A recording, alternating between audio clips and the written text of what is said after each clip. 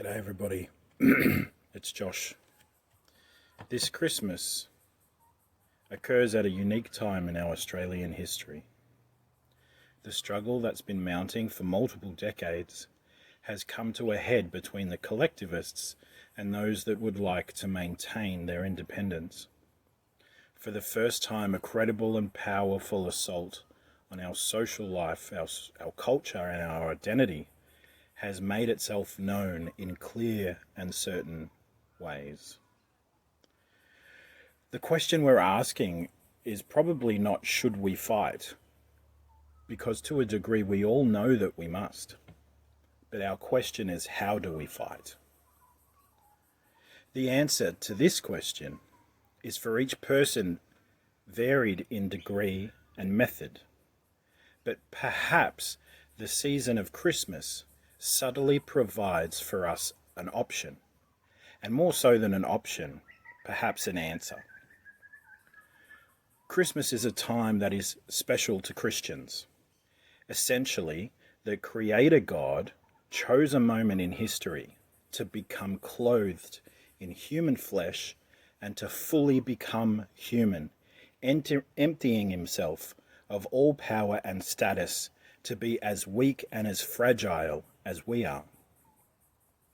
He was born into the human race, and everything about his birth was humble. Born to a woman who was a virgin engaged to be married at a time when women who were unwed mothers were socially excluded and at risk of being stoned. When he was born, he was surrounded by animals in a stable and was laid in a feeding trough. There was nothing regal about his birth.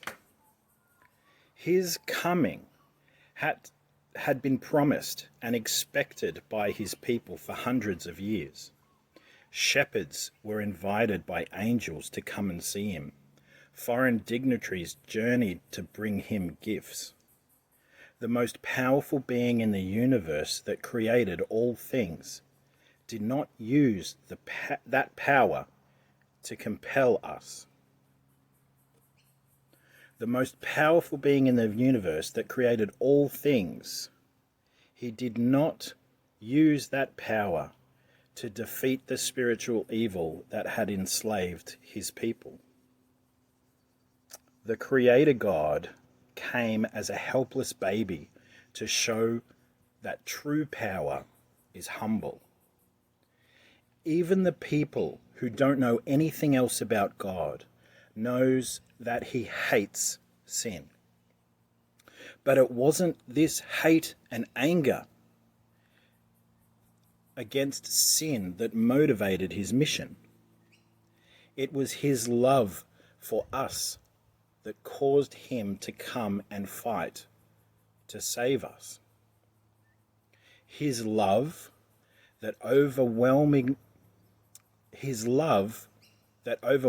was overwhelmingly more powerful than his anger. King Herod heard the Messiah had been born, and rather than being overjoyed, he did not want to relinquish his power. And so he hated. And that hate motivated him to kill thousands of children in order that he might kill that one child. The collateral damage of hate and anger is never precise, nor is it preserving of the innocent. It can only destroy.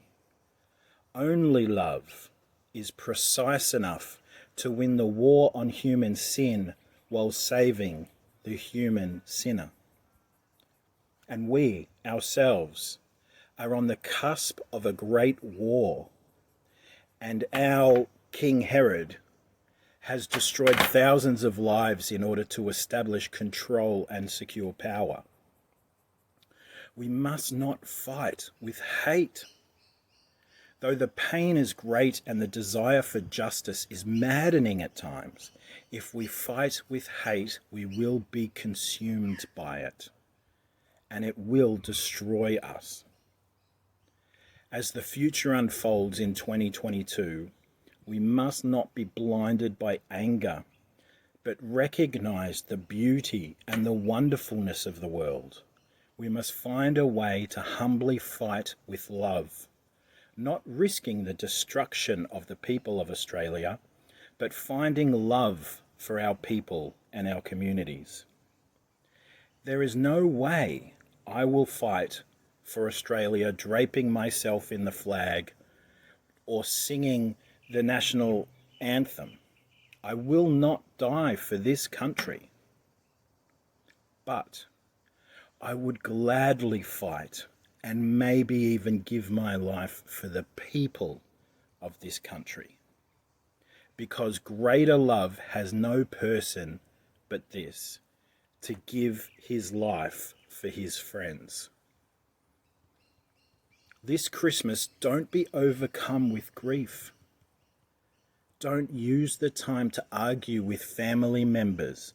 Allow yourself to be overcome by love and look for ways to be humble and express that love. We can find words of anger and hate all around us. We don't need to add to them.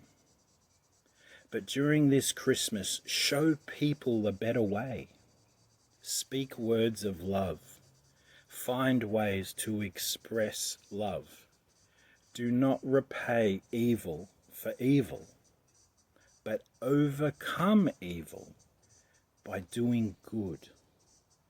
Merry Christmas to you all, and know that I love you all and care about you.